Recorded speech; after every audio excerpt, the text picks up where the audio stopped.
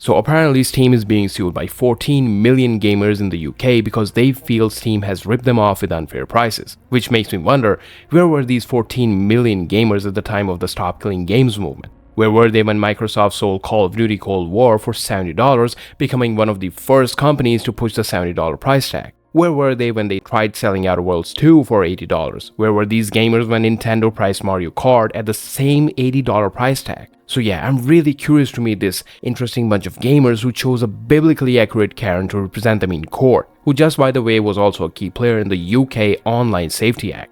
But that's not all, cause no one's really talking about the company that's actually suing not just Steam but Sony as well, which I'll get into in just a bit. So the real question is, why exactly are they doing this? And do these 14 million gamers even know that they're a part of this lawsuit? Well, that's exactly what we're going to talk about today. We'll also discuss the impact of these lawsuits if Steam and Sony lose and why is it a big deal. Because from where I'm seeing things, if they lose, it might have disastrous impact on the gamers and probably even the entire industry. Now, I'm sure you probably already know this, but Steam is being sued for around £655 million, which is around $900 million.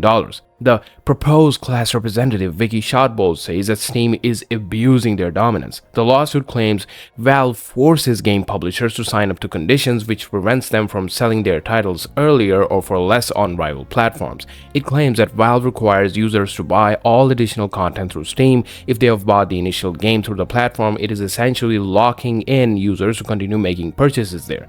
This has enabled Steam to charge an excessive commission of up to 30%, making UK consumers pay too much for purchasing PC games and add-on content. Now we all know that these claims are pretty much bullshit and they fall apart the moment you realize everything they're basing this case on is an industry-wide standard. Each and every other platform takes the exact same 30% cut except for Epic Game Store that nobody uses. And the claim about imposing anti-steering provisions, meaning locking the players on the platform to buy DLCs, is just once again stupid.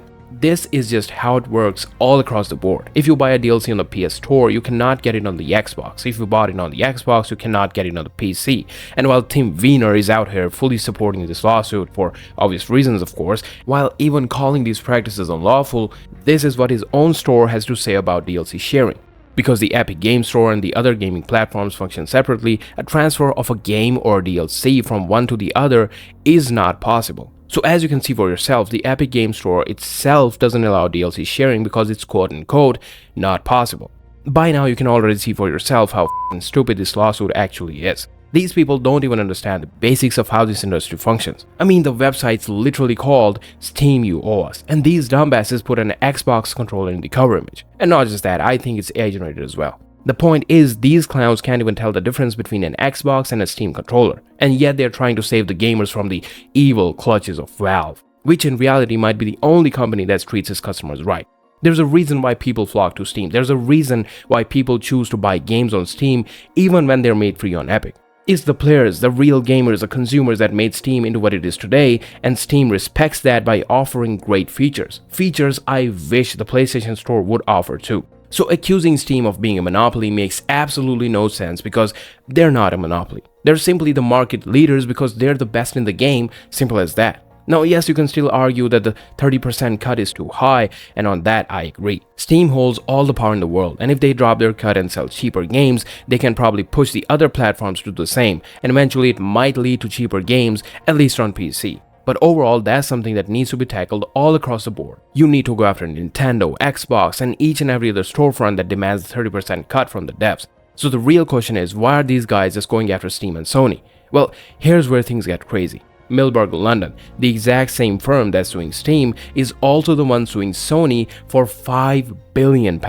And not just that, both these cases are being led by the same lawyer as well. And would you look at that, another Karen. And I just want you to take a guess on who's representing the gamers on the Sony case. Wait! Oh no! Now let me ask you something. If these Karens actually win, do you honestly believe that the games are gonna get cheaper? The thing is, the $70 price tag is pretty much a standard in the AAA space, and if that wasn't bad enough, many publishers are flirting with the idea of $100 games and they're banking on GTA 6 to be the rising tide for that. Cause in case you don't remember, just recently, Abstergo Industries tried to sell this steaming pile of dog crap for $80 and failed. Now yes, they had to backtrack and that was extremely satisfying, but still the point is that they tried. So if not the 30% cut, these companies like Activision and Nintendo will find other excuses like rising development costs, outsourcing, or tariffs, anything to keep more profits for themselves. So no, game prices aren't gonna go down unless action is taken against these big publishers by someone who at least knows where the L3 and R3 buttons are located on a controller. Let me tell you what happens when a big company like Steam loses hundreds of millions of dollars. They get desperate, and they try to make that money back as quick as possible. And that, ladies and gentlemen, is where the great enchitification comes in. The process where a live service business starts treating their customers like trash. To recover from the losses and keeping the lights on, Valve would need to make major changes in the company. There might be layoffs, some features might get removed, and in the worst case scenario, they might even start showing ads on the platform. And even though I kinda support the case against Sony, I don't even wanna imagine what they do to recover their losses.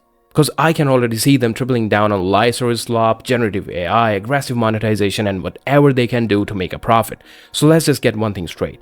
These lawsuits led by these so-called, well, whatever the they're called, they aren't helping the gamers.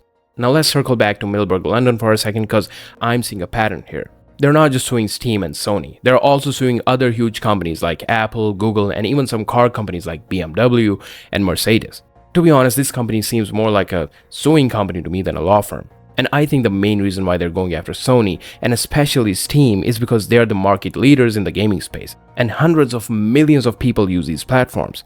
One more thing that's really important to note is that this is an opt-out class action lawsuit, which means if you bought a game on Steam in the last 7 years or so, you're included in this case by default and you have to manually opt out. And that's why this 14 million gamers is a very important number. The lawyers argue that the gamers deserve around £40 in compensation from Steam, and that's why the whole figure adds up to £655 million.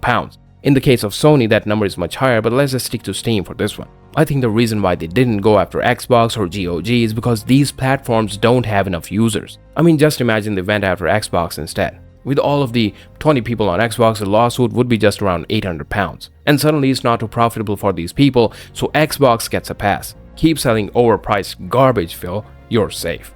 Now, for the sake of this argument, let's suppose the worst case scenario, and this is important. What really happens with the money if Steam loses? On the Steam You Owe Us FAQ page, there was this question: how much compensation will I receive and when? To which the answer reads, the estimated compensation ranges from around £22 to £44 per person, depending on how much an individual has spent on Steam or other PC gaming platforms for PC games and add-on content. Additional compensation may be available for those based in Scotland. While there is no guarantee that compensation will be awarded, there is no cost to individuals at any point throughout the claim. If the claim is successful, compensation will be distributed to those affected by Valve Corporation's anti-competitive behavior. Now, what that doesn't tell you is that the money will not magically appear in your account. You will probably have to fill some forms and manually claim your money, and that brings us to the main point. It's almost certain that most of the 14 million gamers probably won't even know about this lawsuit, let alone claim their money. But anyways, let's just suppose 5 million people claim their money. That would add up to around £200 million. The question then becomes, what happens to the remaining 455 million? Now, just a disclaimer, I'm not a legal expert by any means. I tried understanding this stuff through some extremely boring articles with the help of Gemini. Recently, there was a similar train ticketing case in the UK for £25 million, where less than even 1% of the people were able to claim their money, which adds up to around just £200,000. The rest of the £24.8 million were distributed among the lawyers and the investors. In most of these cases, the money is distributed by what's called a waterfall distribution method. And what I'm going to tell you is a super simplified version of it, but think of it like a fountain with 4 bowls. First are the stakeholders, then there are the lawyers, then comes the actual class that gets the money, and then there's charity in some cases. So this is what probably will happen if Steam loses this case and 5% of the people claim their money. The £200 million goes to the gamers, and each individual gets their pocket change of £40. The lawyers at Millburg, London, and the investors, who in this case are Benchmark advisors, who just by the way have funded like more than 250 cases, they get the whole unclaimed £455 million. And then there might be some charities, but I'm not so sure about that. So you can see for yourself where this is going. Just like all the nonsense activists and consultants, these investors and lawyers are another type of parasite that have latched onto the gaming industry because there's a lot of money sitting on the table. All these people, they don't care about the gamers in the UK. And to me, it seems all they care about is their profits. In fact, in my opinion, they are actively banking on the gamers being too lazy and ignorant to either opt out or claim their money so these vultures can feast on the leftovers. Meanwhile, great platforms like Steam getting shittified and f***ed beyond recognition. Because let's be real here, Steam is still just another business and they will recoup their losses. But guess who gets absolutely f***ed at the end of the day? You, boy. So if you're from the UK, let me ask you this. Do you honestly believe that Steam ripped you off? Do you really want to put a chain in the name of justice while all these lawyers and investors walk away with millions? If not, then you probably should opt out, because if enough people leave, the money pool becomes smaller and all these Karens and investors will lose interest.